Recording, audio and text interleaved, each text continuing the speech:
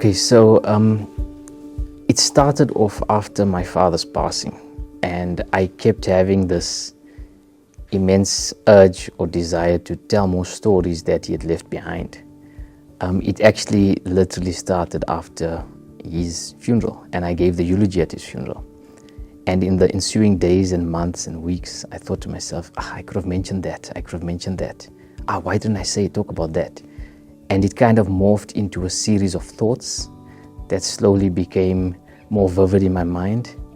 And I started, it was literally 5 years after his death, started typing out a few things that reminded me of him and my mom. And it slowly became paragraphs and chapters and the book eventually, as you see it now.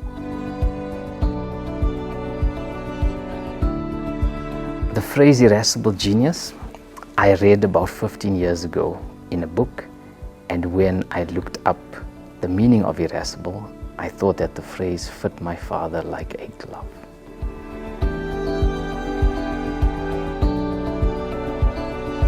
I don't know if it was actually a timing thing where there was a good or bad time, but I think just naturally as time went on, I felt this was a good time to express it, and perhaps also I was mature enough to do so now, as opposed to when I was much younger.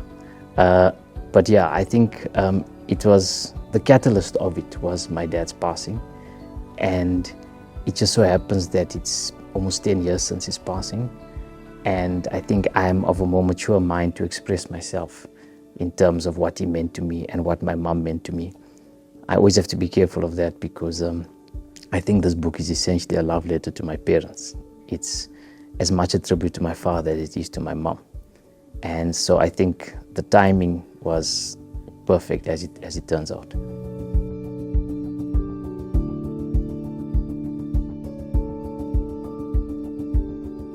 As I was collecting information for the book, the first part of the book, as you will read, starts with my father's writing career and how my parents came about. So it's sort of a brief context setter.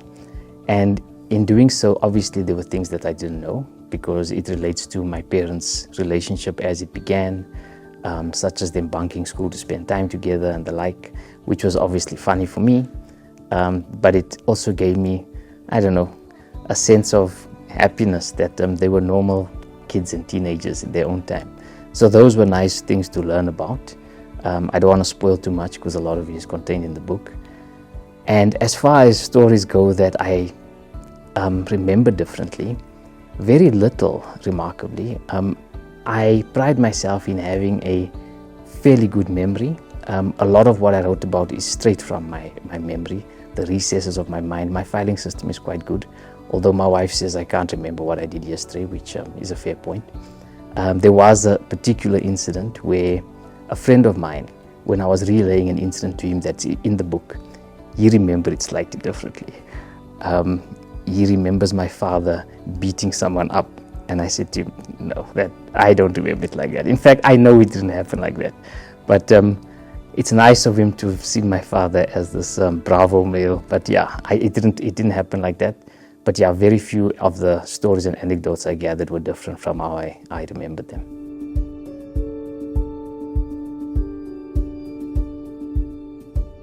What my dad would have thought about my memoir, it's such a fascinating question because the memoir basically came about as a result of his passing.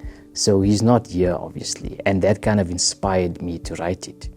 But hypothetically, I think he would have been both happy, incredibly proud, and a tad surprised, if I must be totally honest. I don't think he saw me as a writer, not because he didn't think I have the ability, but if I must be honest, I wasn't the most voracious reader as a youngster. But as time went on and as I became older, I realized how much I do enjoy storytelling, obviously inspired by him. And I think in that regard, he would have been absolutely over the moon that I've put pen to paper or finger to keyboard, as it were.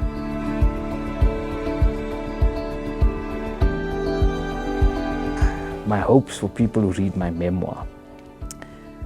I think, as I've said, I've thought about this a long time. In fact, I'll start off by telling you a little personal detail that happened about 2 months ago. I received the first page proofs of the book from the publishers, and it was the first time I seen it being laid out in how it would look in book form. And I got a little bit emotional when it arrived, and I kept wondering why I was this emotional. And it dawned on me that it was essentially because the book is a rather long love letter to my parents. It's basically an expression of pride and thanks and gratitude that I'm giving to them after the fact. So I'm hoping that people will see that, what my parents meant to me. But also, I think if we stick with what my father advocated for in all of his life, for people to read and to appreciate the joy of storytelling, that's what I want people to get out of it. Because I think as humans, we all love stories. I don't think there's a human out there that doesn't love to hear a story, whether it's in the form of a film, a podcast, a song. And I just want people to realize that, and also potentially to tell their own stories, because that's what my father wanted people to do. However ordinary they thought of themselves, their stories were definitely worth something. And that's what I think I'd like them to get out of it.